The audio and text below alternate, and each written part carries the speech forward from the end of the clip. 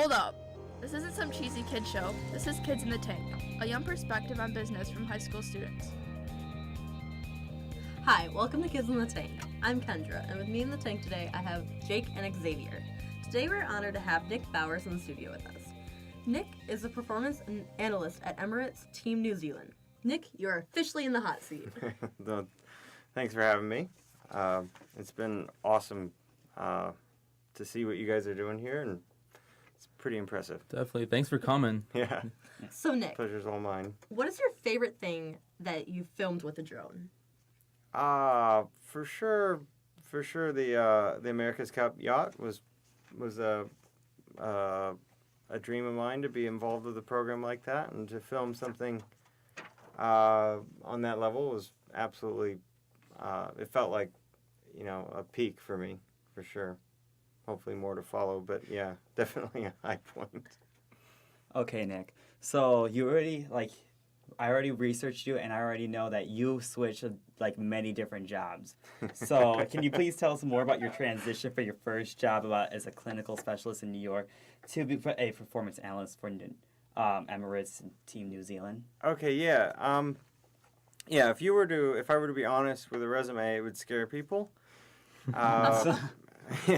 Starting with the surf industry, which has kind of got its own cloud over it. I've actually been told at interviews, it's weird. I'm as a hobbyist, I'm very into surfing, but I've been told, I'd never hire a surfer from a very corporate interview at one point. That was verbatim.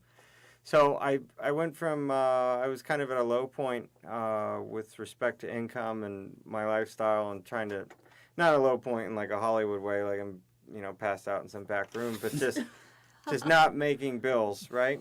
And so it's like, what's a high, where can I make the most money? And I snuck into a meeting, an orthopedics meeting in Miami. AAOS was the meeting, and it's a meeting where only manufacturers go to show their latest and greatest in orthopedic, spine, and neurosurgery, and there's no one in there that's not a badged, credentialed person, and it costs, I don't know what it costs to get in, but it was way more than I had.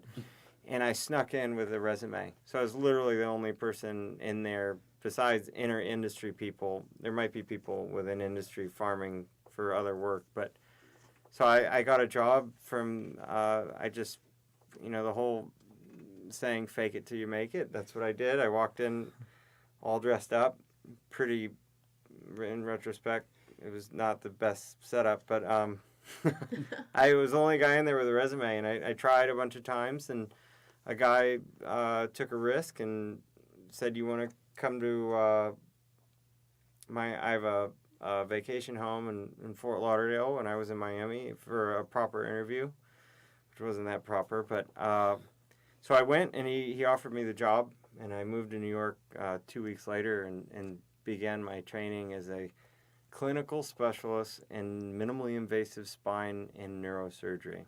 That's a better alternative than stripping for money. Yeah, Yeah, that is. Yes, it was really cool, and it's something I really enjoyed, and the gravity of my hobbies and passion just slowly sucked me back into what I'm doing now. But I would have been certainly happy to continue on that course in that industry. But even in that industry, I was still, as a junior person, it's just hard if you're not well managed. I ended up getting hired by a distributor and moving back down to Florida and working as an independent rep, and just not managing my own finances very well. It made it very hard to make money as someone very low on that totem pole. And that, then the temptation to kind of go back to more, to move in this direction started to happen. But yeah. And then from there, I through a series of people I had met and just constant networking, weird things came up. My neighbor offered me that job to try and compete with a bid for this gentleman was doing these time-lapse films of R.R. Donnelley putting together giant print presses in a big building, and they were using it as marketing material to say we're the biggest, baddest printer in the world. look at us flex our corporate chops with these giant, brand new state-of-the-art printers. And that guy, I think the bid was, he was getting $76,000 to set up a camera. Wow, that's a lot of money. Yeah, set up a camera and take a time lapse. And my neighbor, just through being neighbors and lots of conversation, he knew my hobbies. He knew I dabbled in photography and videography and could edit a little bit. And he said, "You want to have a go at this? I can get you the job if you can beat the price." And I said, "Well, for sure we can beat the price." And so that got me into there. And then from there, I leveraged that payment into better equipment. And then I, begged a local sailing company. I had it in my mind that I could do better than what I was seeing, coming at it from a sailor's perspective. And someone really into actual sailing, I thought I could produce something better than for just documenting a regatta, marketing video for the company. And they sent me, and it didn't work out that well. And that's when I kind of in a move to to kind of double or nothing, basically. I said, let me do it. I'm going to buy something and I'll film a regatta for free. That was for that same company, right? Yeah, for the same company. Okay. I came back and I said, obviously the product was acceptable, but it was nowhere near what I thought I was going to accomplish. And so I bought this drone and I went out and I said, I'll do this for free, double or nothing. And I went out and I did it. And that was the leap that I was looking for. That's amazing. And Because- obviously it paid off. Yeah, it paid off in a huge way, and it just, the trajectory from there on out was just, I was finally back working around things I really, really, really, really was obsessed with, which sailboats, things that fly, which all, if you follow me from probably a little earlier than what you'd expect a kid to be building wood flying airplanes from scratch or from KITT or whatever. I was doing that my whole life, and then in high school, when that's probably not the coolest thing in the world, I kept that program going secretly. So I was still building stuff, and yeah, absolutely. I mean, the stuff I was doing even in high school, people would think would be a little weird, but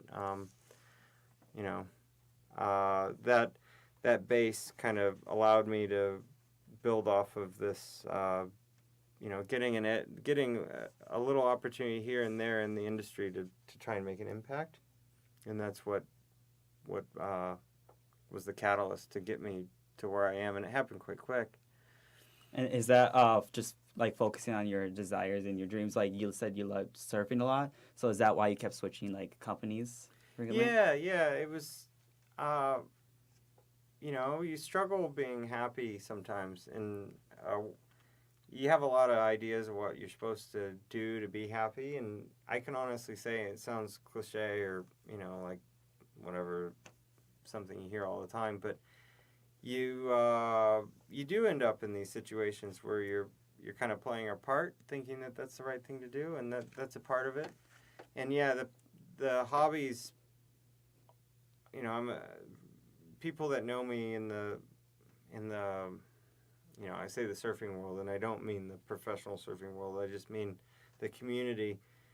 I had a reputation for being like kind of sickly, off the charts in enthusiasm and in intensity, and the amount of time that I would spend in the water or dedicating my life, like from rebuilding jet skis and doing tow-in stuff as a hobby, and just absolutely like my life. I ended friendships based on people not showing up on time to go surf. Like Wow. it was really, it's like almost a sickness, So I had this intensity, and I have that for sailing too, and so yeah, that stuff pulls at me no matter where I am. And when I was in New Zealand, surfing was pulling as hard as it ever pulls. Oh yeah, I bet. And yeah, I get to exercise those hobbies still, and I always have to tell myself that I'm really close to the stuff I love, and work is work.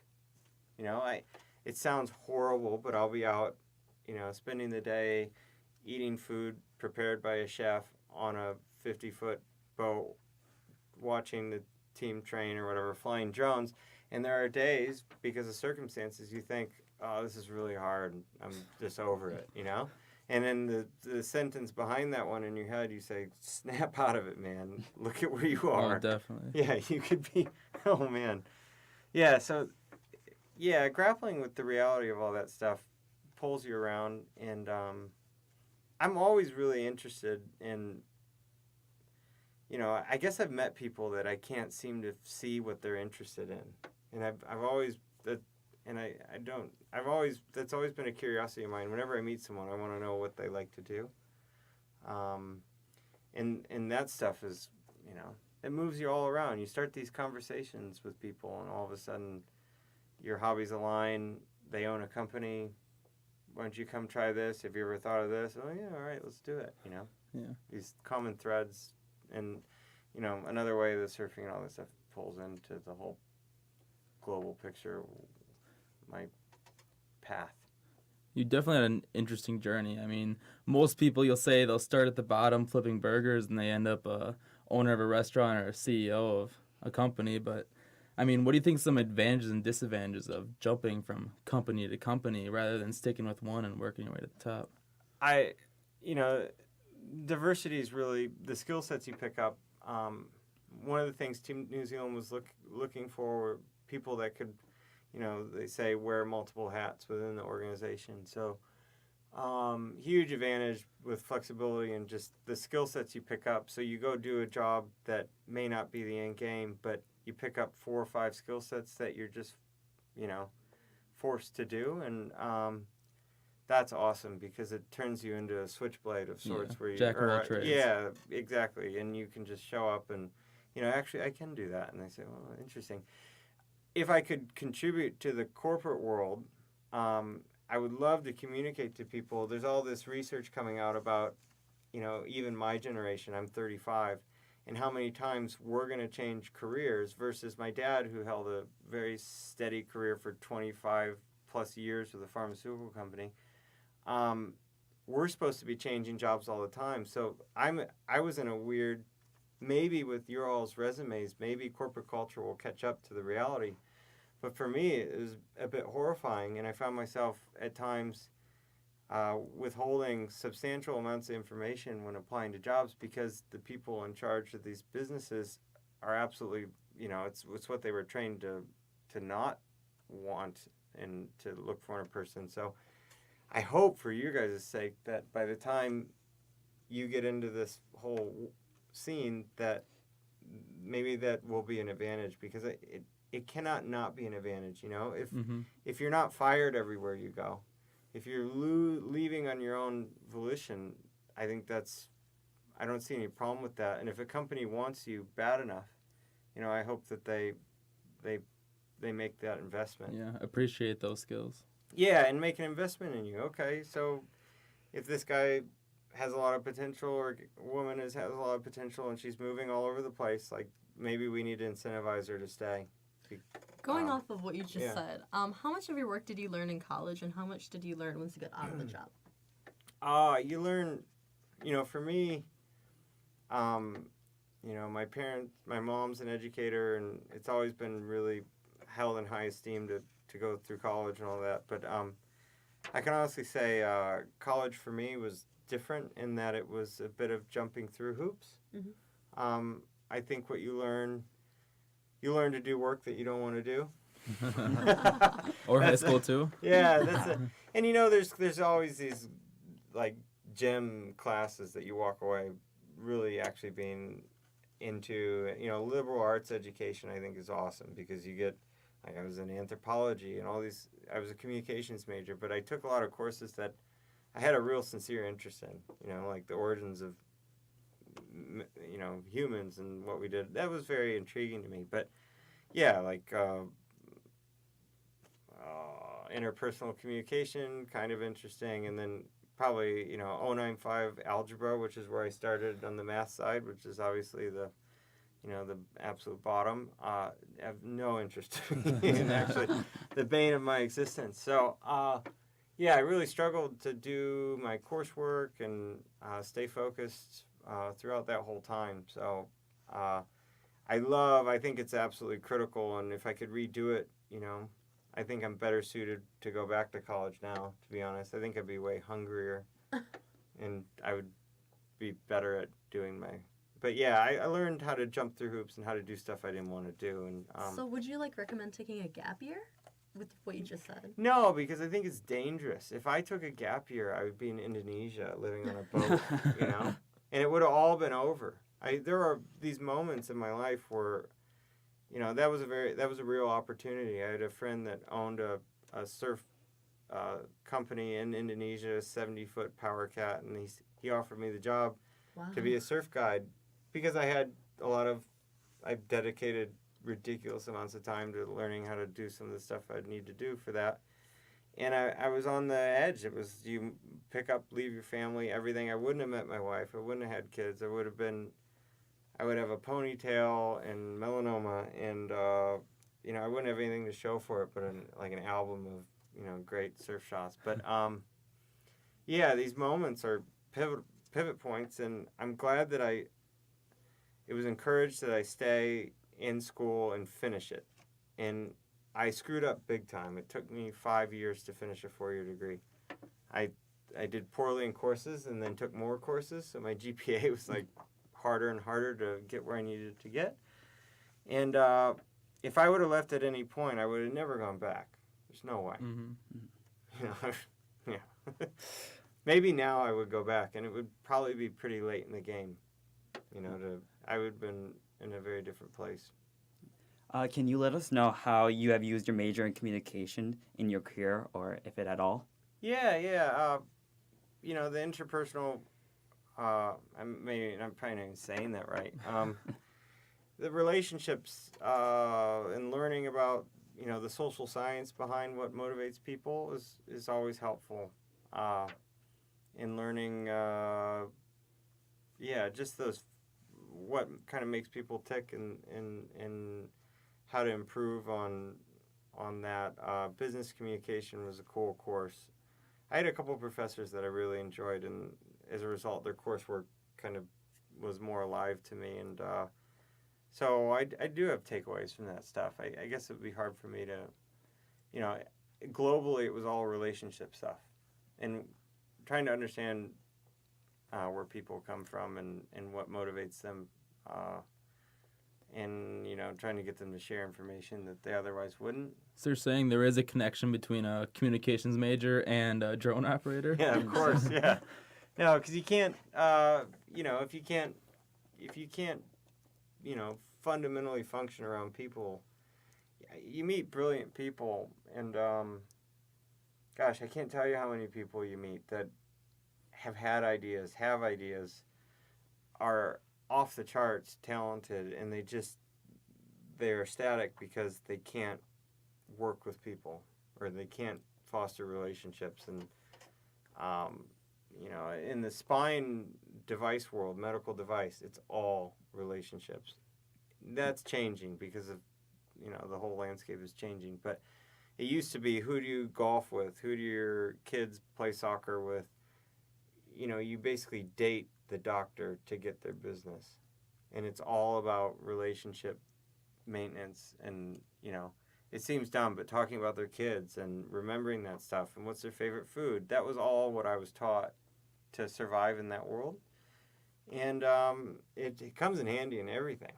Yeah. And it can come from a very sincere place, and honestly it plays so much better when you do care and you do try and relate in something you actually are invested in, because you will meet people that they're acting the part, but it just feels really gross because they're coming at it from a very insincere place. Yeah. I'm sure you know. Yeah, I think we get what you're talking about. Yeah. So to find a sincere, common ground, it could be anything, like what shoes they're wearing. It doesn't matter. As long as you care about it, they'll see that when you talk to them, and hopefully, it may be a short conversation, it may be a long one, but make those personal connections. I actually, I have a quote from you. Oh, yeah? That was in the New York Times. Oh, wow. So, you said, it wasn't like I woke up one day and said, I want to build drones. It was out of necessity. Yeah. What are you saying by that? So, I just couldn't buy what I needed in my mind's eye, or what would give me the best chance at making it work. The stuff just wasn't out there. So I woke up, and I think that may be a moment where, there's a population out there that would just accept that. And, it's important to, not accept it. And I was lucky enough where I had good people around me, family-wise. And, my wife is really supportive. I put our family at unbelievable risk. I go do risky things. It's not a very, most people wouldn't be that comfortable with it, but she's allowed me to extend in these crazy directions a little bit more than, but yeah, so that's what that meant, is I really didn't have any ambitions to ever build a drone. Mm-hmm. I had no idea what I was getting into. I mean, you had to pay bills, you had to do something, switch your life around. Yeah, exactly. It was, and it was a bit of a field of dreams moment. I thought, you couldn't commercially buy anything that could keep up with these boats, and I knew that the analytics were like gold to these teams. So I literally thought, if I build it, they will come, just like, field of dreams. And they came. Yeah, they did. Yeah, it worked. What has your job search been like? Were you recruited, or did you have to look for jobs? And what networking sites were most helpful if you had to use them? With recently, LinkedIn has been really productive. I'm blown away. And then,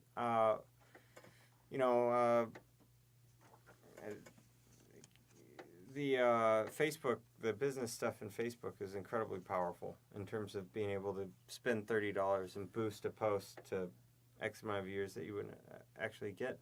So I'm learning all that stuff. And then job search, you asked about how I get referrals. Yeah, searching for jobs, for me, it was, really, really unorthodox, I guess, from what I was told as a kid. Breaking down doors, sneaking into conventions. Yeah, you got to be tricky.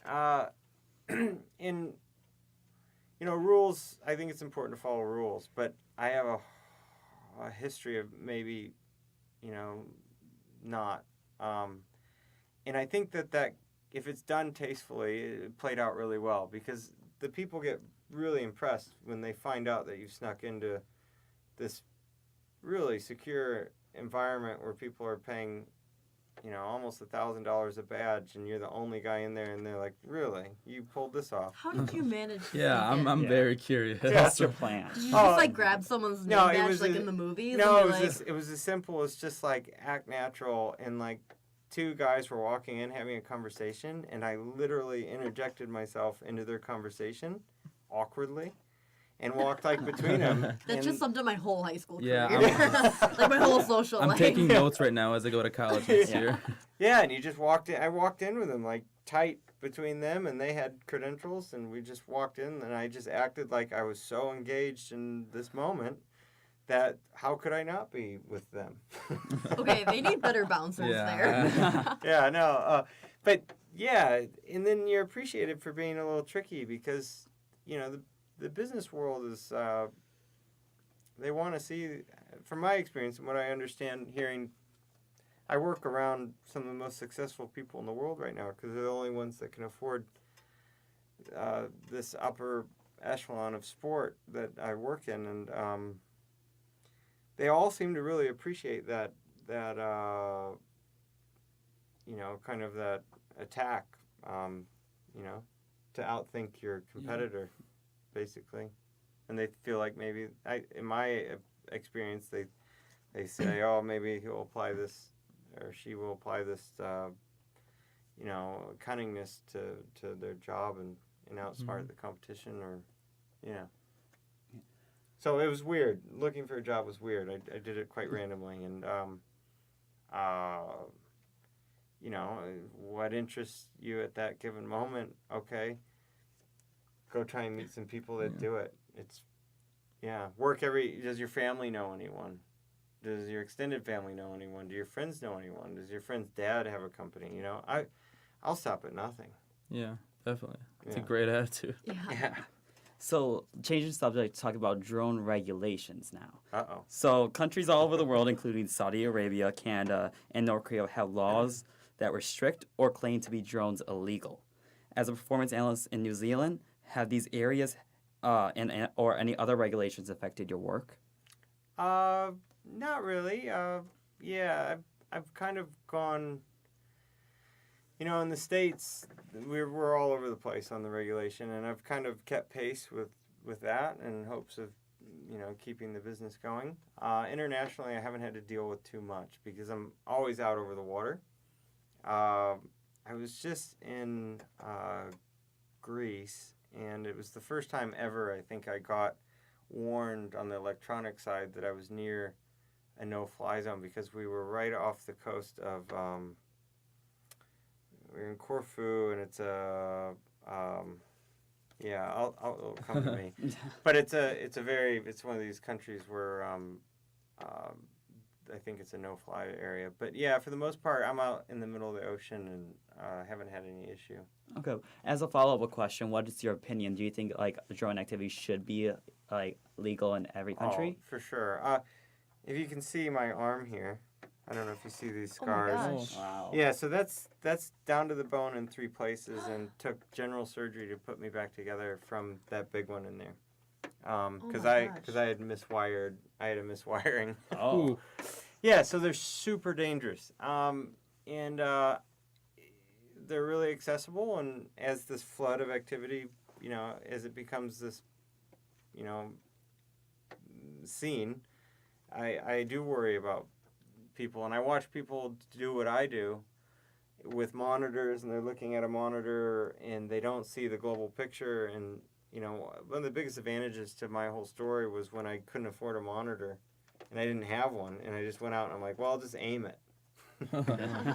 and the result was let's say 85% of the stuff was awesome footage and stuff that no one had ever seen before, like low and close, because I was watching it. It was all line of sight. I had good depth perception, so I could put the drone in places no one would dare put it in with a monitor, and nor would they be able to last in those positions because a boat would come from another angle and hit them because they can't see anything but what the camera's seeing. So huge advantage there, and I see people fly with monitors in places they shouldn't. I've seen people hit boats. I've seen, so I think it's totally legitimate to regulate it, and how they go about it.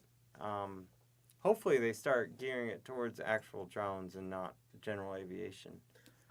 Going off of the regulations, you said before when you were in Greece how you got notified electronically that you're in a no-fly zone. How did that happen? How did that work? A lot of the equipment now will actually warn you of these because it knows where you are from its GPS, and these no-fly zones have been programmed into the firmware, so it just gives you a warning. Hey, you're really close to a no-fly zone, and I honestly don't know what happens when you fly into one of those. I don't know if the You're not gonna find out. Yeah, I don't know if it comes home or flies itself out or what happens. I've heard of companies making nets or shoots them down and stuff. Yeah, I'm sure.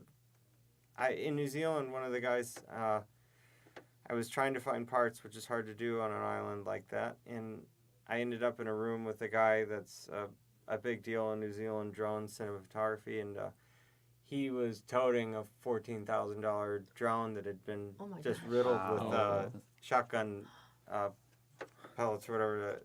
This guy shot it down. Yeah, that could ruin a career quick. Yeah, it's just disappointing. But that guy was in the wrong who shot it down.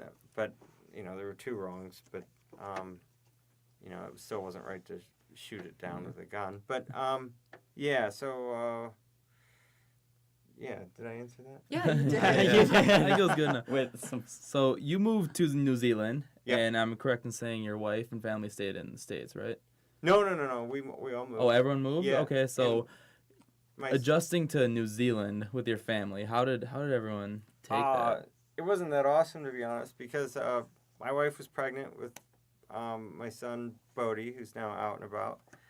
But so she went pregnant, and when we landed, I went to work, and it was 6-day work weeks at least, and very long hours. The America's Cup is a bit of a psychotic program. It's not normal, it's not healthy, but it's cool. And it's super, if you're not into it, no. Yeah. So it was hard on my wife for sure. A new place, new country, away from family, pregnant, and then having a baby there and everything else. But It was good because we came together as a team, you know. We've always had a lot of family support, so it was nice to go and prove that we could survive. And and it all, we're super happy to have had the experience, and we look back on it as an amazing adventure. Would we do it again? Maybe. Yeah. It's kind of like as the PTSD wears off, we're slowly, you know, maybe. So you could say that was one of the hardest times, probably, was that transition. It was incredible, yeah. It was really a trial. And it was hard to see her, you know, with no resource, and you know, having kids is a crazy experience, and we don't seem to have much luck with the physical. She had a really rough experience in that department, and it was a bit of a trial. So that was intense, to say the least. Glad you made it I came through. back way greater. Yeah. That's for sure. Glad you made it through. Yeah. It's a strong relationship you have right there. Yeah. No, it's awesome. She's awesome. The baby's healthy, and it all worked out. And you know, I think we'll look at it with rose-colored lenses someday. Well, thank you for answering our questions. Yeah. We will now be moving on to our next segment, Flip It, where you will be asking us the questions. All right. Very cool. All right, so where do I start? Really, it's up to you, whatever you want to know. Can we do Everything's your names name. again? Isn't that Yeah, all? yep, yeah. Jake right here. Jake, all right. Xavier. Xavier Kendra. and Kendra. Jake, Xavier, Kendra.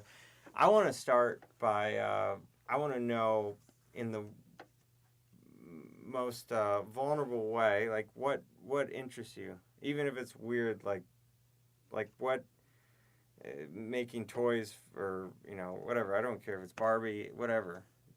What I want to know what everyone is, if something that maybe stuck with you since you could remember. Like for me, I just say like all the lessons I like been taught, like humility. But I also love like hard work does pay off. I really learned that from my mom. She's my role model. Mm-hmm. And if you just keep working and pushing, and basically she taught me like push like the people who doubt you, and don't ever change the people. Nice. So That's awesome. And then specifically, anything in the world, what interests you the most? I really want to become an entrepreneur. I really want to follow my footsteps. He wants to own a restaurant, so I'm hoping to beat him one day. So, Okay, yeah. beat him to the... Maybe out of his business, you know. But Yeah, you never yeah. know. But I also really love music because it's just an art. But it's like there's like sometimes you got to find the message within that little art that no Cool. one could read the notes. Yeah, right.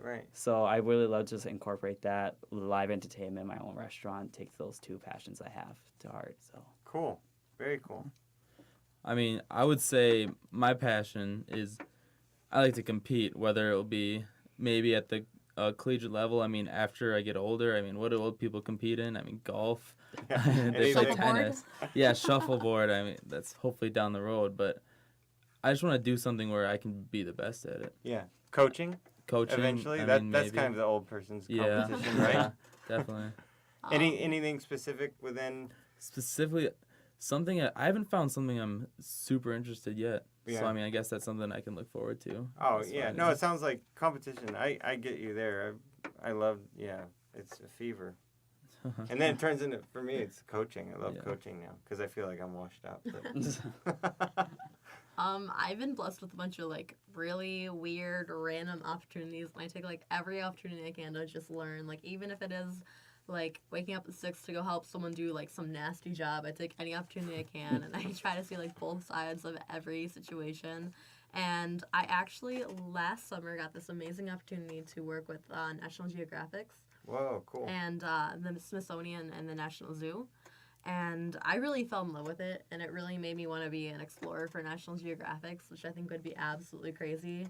A lot of traveling, definitely don't get that much of a like personal life. And then I also really love horses and like biology and biotechnology.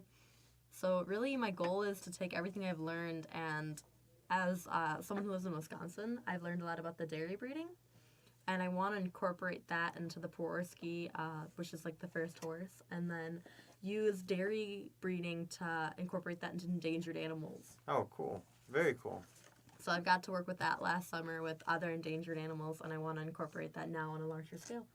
So way more together. than Yeah, I could ever say was she'd at be her their age. interest. No, I'm always just blown away when, that question. And it's fun to see, there's discovery and there's, kind of general direction, and then there's absolutely specific, like driven. So it's very cool. I always look for just the weird things. Like even if it's like I like wheels or the way I'm speaking like personally now. It's okay. That's kind of like one day I'm like, oh, I want to be a chemist. Next day I'm like, oh, I want to be a princess. Yeah. But then it's like every day I'm a princess. There you go. All right. Okay. So next question for you guys. Should have thought about this a little more. What makes you fear, up and coming fear? What's your next hurdle in terms of what are you, and I mean vulnerable here. Show me you got to be vulnerable, but what's the next horrifying thing you feel like you have to deal with? I mean, I'm entering my first year at college next year. I think I got two fears. I mean, first would be failing all my classes. I mean, I'm taking some classes that someone told me, one of the interns I used to work through here, he said one of the math classes I'm taking is the most failed class at Madison. Yeah, that's So a good that's sign. more of a fear like I Yeah. can hold right there. Another one's maybe not playing sports again. Yeah. I mean, on the brink of that, and it's a scary thought. Yeah, that would be. I can understand both of those, especially the math. The math one makes me Oh, kind of yeah. sick. Oh man, I feel yeah. Yeah. My biggest thing is like a lot of times people are like, "Hey, what you doing for college?" And like I said, I've had amazing opportunities. Like I've gotten to go with a lot of leadership. I went to Harvard University for a week 2 years ago. I've gotten to go on a bunch of different summits and like see the world. And all of a sudden, I went from like this close little box to like realizing there's so many open, endless possibilities. And I'm like, oh boy. Yeah. So I'm really struggling to figure out what I want to do, where I want to go, how I want to do it. And, like, it's funny because even my mom will be like, well, I can see what your older sister can do and your older one, like, oh, they're going to do this and they're going to do that. And then they get to me and they're like, you got to figure that out. I think that question mark is a really good thing. So I hope I can figure it out because everyone always told me, you'll figure it out. You'll figure out what you want to do. You'll grow up. You'll figure it out. You have time. You have time. You have time, which I hate when people say because I have to apply to college in, like, 2 months. And I went on how many college tours I went on? One, because my mom dragged me there. Are you almost scared to miss out on something that you might be Yeah. good at? It's like, what if I want to travel? What if I don't want to settle down? What if I do want to do that? And I think like, it's good to be tortured with that, because if you're then everything will pull on you, and if you keep questioning, you'll eventually you'll have sorted it out, and you'll have maybe you'll have tried 50 things, but you might end up on your National Geographic tour, which would be you can do I think that it's with the good. drones. We can I work think together. it's good to be unsettled. I don't. I like that. Yeah, I mean, and for what it's worth, Yeah, I love it too. Till someone goes, "Hey, what you doing with your life?" And you're like, I'll let you know. That's what you Yeah. tell them. I'll let you know when it happens. Undoubtedly, it's like all the questions that like need to be answered, like just all the unknown things I don't know about my future, and everyone's asking me, Yeah. and I can't. I need to take one question at a time and see where it goes. What's It's- the worst? What's the most? The question. Is there a question that stands out that you keep getting? And you're just like, please don't ask this question again. like, what are you gonna do? "Oh Like, my gosh!" what are you gonna do? Like, I'm gonna try standing now. I'm gonna try taking my opportunities, but I don't know like what exactly is gonna come. I didn't even know BizTank was gonna happen. I don't know if it was gonna be a thing. Oh my Yeah. gosh! I Jump got on here because board. my friend went, "Hey, I'm the only kid from Bigfoot. Come with me." And I went, and she's like, "It's cool, and you have no choice." And I went, "Okay." And then I came, and I was like, "This is so much fun. This Yeah. is great." It is. On the face of it, especially in high school, I can't say that I would have been here, but it's awesome. And I walked in today for the first time. I caught up with Mark Becker after getting home, and we used to water ski and carry on a little bit, and I thought it'd be fun to just say hi. And I knew that his business was growing, but I walked in this office today and I thought there's only a couple places in the country with this culture, and it works. Like the company isn't like flailing. it's actually working. And then to see what he's done with he and all the other, his whole group of individuals, this is just incredible. I don't even know where I am right now. We're lucky for this opportunity. Yeah, We this, are very lucky. this could be downtown New York City or, whatever. I don't know. No, I'm- it's downtown. I'm a Delaware. bit- It's downtown Delaware. I'm small culture town, shocked Wisconsin. right now. This has been, I don't know, 12 p.m. I was in here. And I was like, really? It's not how you left Delavan, is it? No, I mean, Delavan's got a weird way of surprising you. This whole area, I mean, Definitely. and Wisconsin in general is just, it works its way into everything. Yeah. Yeah, I Yeah. mostly treat my life as like a butterfly effect because you don't know. There's so many outcomes. Yeah. Like you don't know which choices you make will affect the final one. And basically, I think the biggest fear I have, like no matter where I am, is like disappointing the people who have like led me this way. Yeah, okay. Oh, I think of my life completely different. There's like, it's horrible. Don't do it. Don't do it all. But there's like an Indian tribe that they couldn't think in the future, so they live in the moment so much that if like one got in prison, they'd just sit there and they couldn't think of like, oh, I'll get out in like a year. They'd just sit there and starve. So it's like, I like to try to live each day by day, and let life kind of just happen. Yeah, the flexibility. It's horrifying at times, but I think this is what you'll look back on is somewhat enjoyable and is a huge part of the adventures. This, how the story. If someone told you how it would end, it'd be quite boring, wouldn't it? Mhm. Yeah. Mm-hmm. As long as you keep going Yeah. forward, everything Yeah. kind of works out. Yeah, exactly. So we've got school and all that, and then what brings you? Like if you had 5 hours to do anything you want, what would it be? Ooh. Maybe 6. Let's give Five- you 8 hours. You give me 8 a hours. day. I'll give you a day. You to give me do a whole day. Yeah, but Just to enjoy one thing. one Like thing. this is our last day. Like Yeah. And it can be abstract, like, oh, I want a Shelby Mustang, and I'm gonna go tour. I'll drive in a straight line as far as I can go. so you're giving us all this It, money. it can be anything. It's an out there thing. I'd say one of the most relaxing, like, and most enjoyable things like I've experienced is wakeboarding with some friends on a lake just all day. I Have mean, you ever gone wake surfing? no, I haven't. You should try that. No. Very cool. Yeah. So yeah, blow a day on the lake. Just blow a day. Yeah. My treasured day, I'm just gonna blow in the lake and Yeah. then die off the earth. No, see, now you might end up in the boating industry and in the wakeboarding industry, and who knows. I think what I would do if it was like literally my last day, a couple hours, is just Not last day, just a day Okay. to do anything you want, and it can be weird. Like for instance, I would probably spend the day in space. a space. Yeah, I'd fly the rocket myself into space and then spend the Oh day gosh, there. I'd probably get lost. Yeah. He's like, how You, would I you gotta go. Mars? You gotta go up. Yeah, so this can be ridiculous. To be honest, I would just love to like take my mom's car, like maybe like without her permission, take the top off her Jeep Wrangler, and just get a bunch of friends and like my family. Just a big giant beach day like in those movies, tops off, everyone's having fun. Listen Yeah, to so music that's embarrassing. Just some solid leisure and music.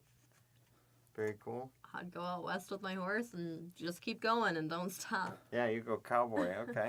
Or cowgirl, whatever. Cowgirl. Yeah, all right. Very cool.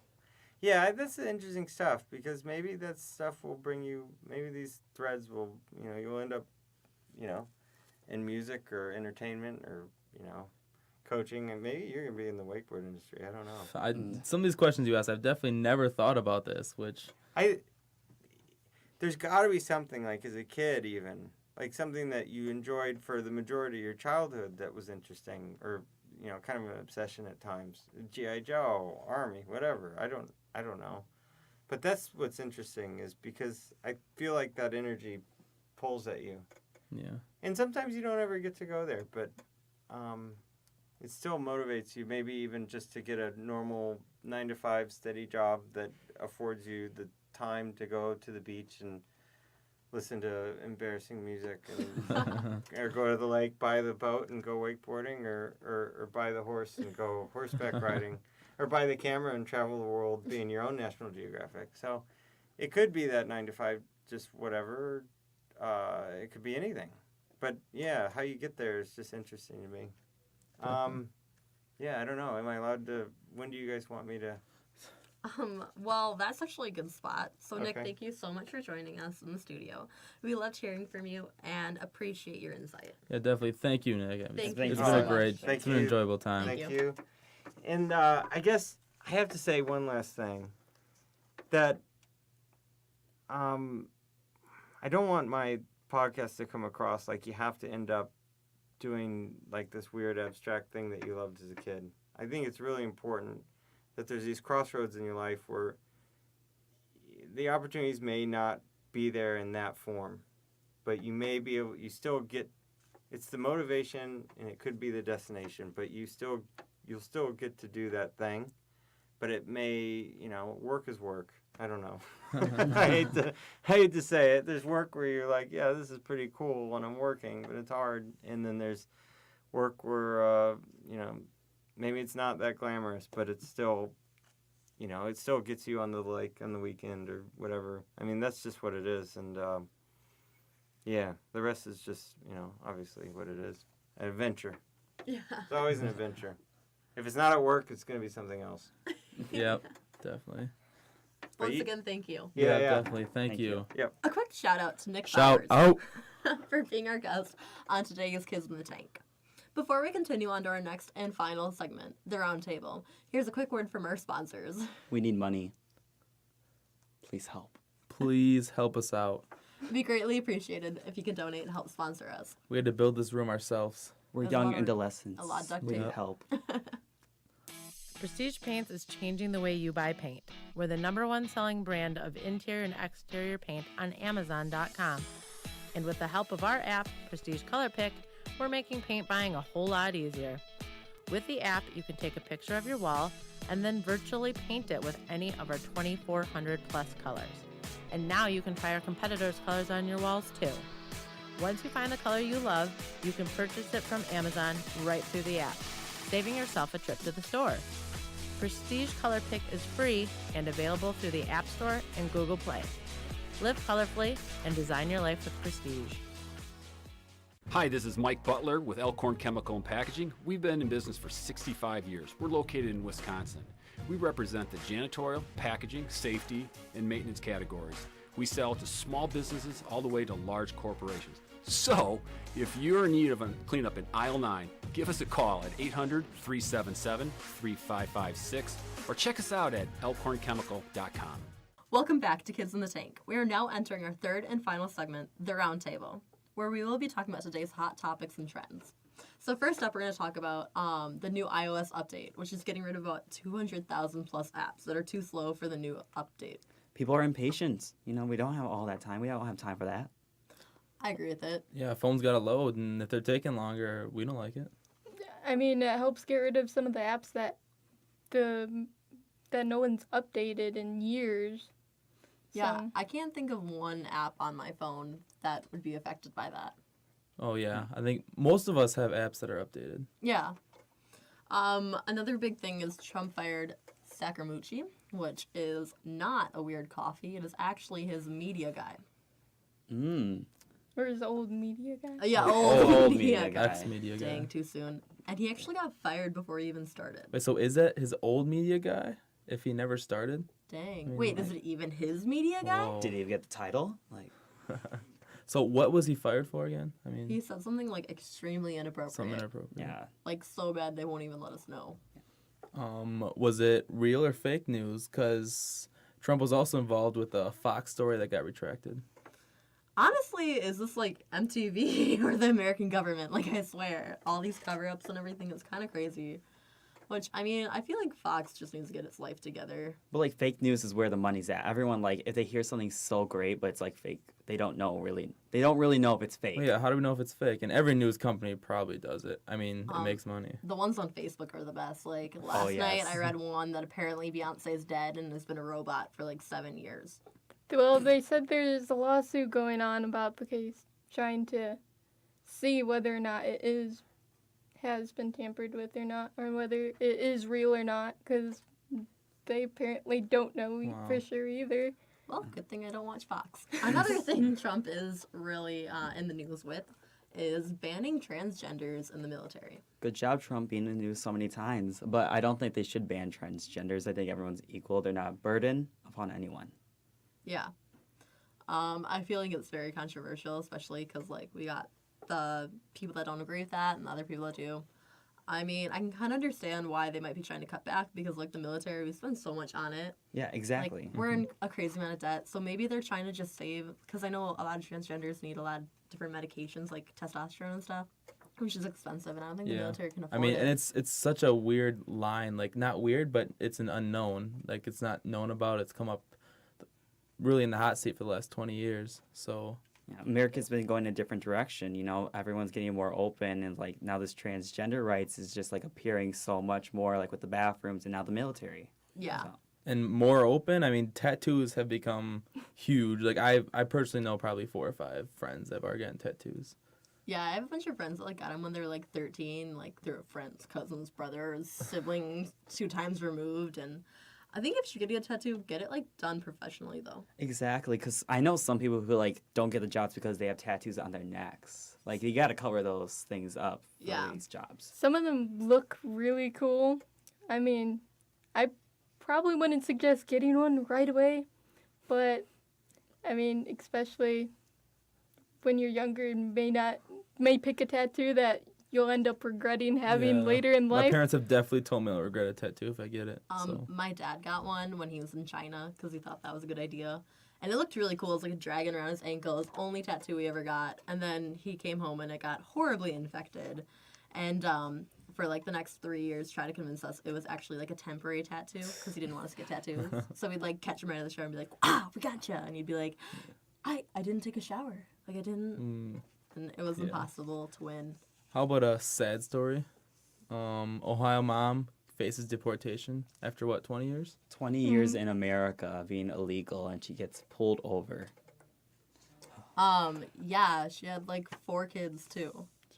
I From mean, the youngest 4 and 12, still pretty young, and then have to deal with something as big as that. Another big thing in Ohio is the Ohio State Fair accident. Yeah. that was a scary video. That made me not want to go on those rides again. Really Yeah. makes you wonder how safe some of these others may be. Okay, there's a lot of sketchy fairs around the Midwest, and one time I went to my grandma's, and we got in the sketchiest roller coaster I've ever seen, and it was like one of those spinny ones, and I get separated from my group, and I got in with these like 2 little kids. They're like 5, little tiny little shrimps, and I'm sitting by them, and we get in these like old car seat buckles, and we're getting in. Also, we're spinning around, jerking around. And this little girl looks at me, and she goes, "My belt broke."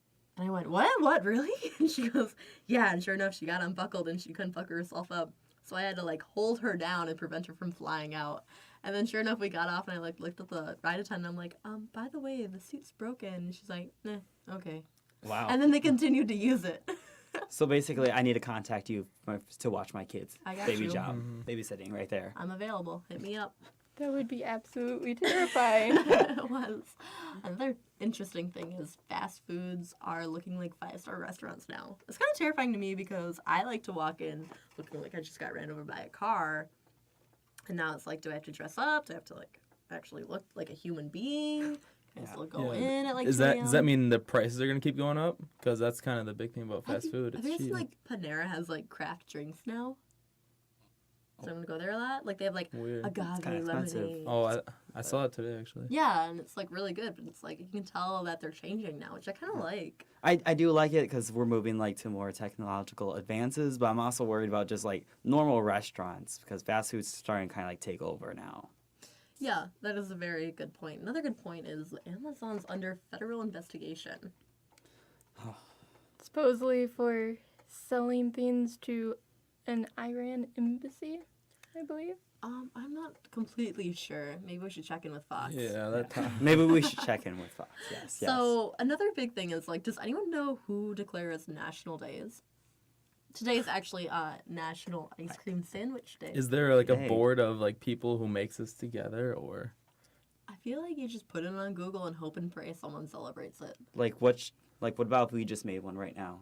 My favorite is National Talk Like a Pirate Day. Okay. And I believe if you go to like Dunkin' Donuts and like talk like a pirate, you get free donuts. Free donuts. Good. Yeah. Another big thing is Kesha is free from her Dr. Luke and is now on her new solo tour. So, I don't know much about this at all. Well, this struck the news last year and it was a really big deal. So Kesha was either sexually assaulted or raped by her producer, Dr. Luke, and because she was on a contract, she actually couldn't produce music with someone else. So she said she didn't want to work with this monster and wanted to branch out, but Dr. Luke was like, The contract. hey, fam, your contract. So they went through this whole legal court case, and it was really big news last year. And then Dr. Luke actually won, and she had to stay with her contract, which is why we haven't heard any new Kesha songs in like 5 years. But now she's out and celebrating her new tour, which I think is great for her, that she Yeah. can finally be free. Congratulations, Kesha. Yeah, I'm Yeah, not a way to big go, fan of girl. Kesha. Like, if it's in the club, like, I haven't been in a club, but, like, if it's on the club, I might dance, but, like, you know. And she changed her name back Yeah. to an S instead of a $sign. Another big thing is LA might host the 2028 Olympics, which I'll be there for curling. Kind of a big deal. Congratulations. Yeah, I'm really good at sweeping. Yeah, America's gonna get a lot more people now, I guess, you know, flying in from different countries to compete in the Olympics. It's a huge event. That'll be in 2028. I know. We got a while. We got a while, but, like, I'm not gonna live nowhere near the city. Any of you gonna go see him? Gonna go to the Olympics? I'll be in Probably them. not. You'll be in it. Another big thing of sports is an MLB Trade Deadline, which I know, Jake, you're really into sports. Yeah, happened 3 days ago now, I think, and it just bunch of stuff happened. Everyone got traded. A lot of money getting thrown around. I'll be honest, I don't pay attention to most sports, so I know nothing about this. Yeah, Let me not a tell huge you. deal. It happens every year, so When there's a cute boy that likes sports, I know everything. All of a sudden I'm like, yeah, go baseball. Go get that touchdown. So North Korea also is a big topic as well. And what do we do? Well, when isn't it a big topic? yeah. Probably when it was just Korea. Yeah, I think it's just a big thing of like, what do we do? Like, it's so hard because, like, if we attack North Korea, then we also have China, and it's like World War, right, again. It's just a big government predicament. Well, we've tried a bunch of things and so far nothing's worked. But I don't know. Personally, I'm not too threatened. But then again, I also live in like the middle of nowhere. So On the other hand, if we do nothing, there's the potential of trouble spreading to areas closer to us You know where what it might I end think up we should do? affecting- Leave it to the adults. We're not adults yet. Yeah. We're still Well, we see where that gets us sometimes. Foxconn is also in Wisconsin now. So that's kind of going back to the whole iOS update. So Foxconn is actually a supplier to Apple. And I guess it's like a really big deal. Yeah, it makes a lot of money. I Lots heard of money. I heard 200,000 direct and indirect jobs.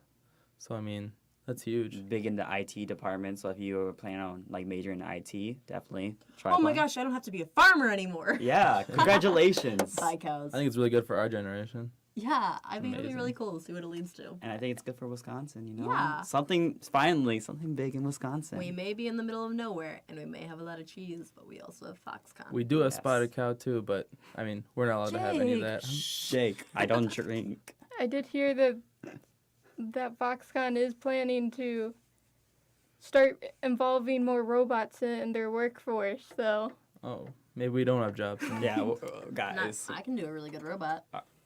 Can we like impersonate robots? Oh, oh. Like, be really convincing See? and maybe they'll hire I'll you. get hired. All right, well, that's Kids in the Tank, and this is the Round Table. So I hope you guys enjoyed. Thank you for listening to Kids in the Tank. Make sure you tune in next week for our next guests from Mercy Health and Aurora Healthcare. a 1, a 2, a skiddly-diddly-doo. Auckland. To learn more about BizTank and this podcast, check out our website at genevasupply.com/BizTank or head over to our Facebook pages. Tonight's episode of Kids in the Tank was hosted by Kendra, Jake, and Xavier, with roundtable special guest Rachel. A guest speaker, Nick Bowers. Producers, William Burdett and Danny Butler. Content producer, Melissa DeBuck. Executive producer, Dave Polzini. Co-creator and director, Jeff Peterson. co-creator, Mark Becker.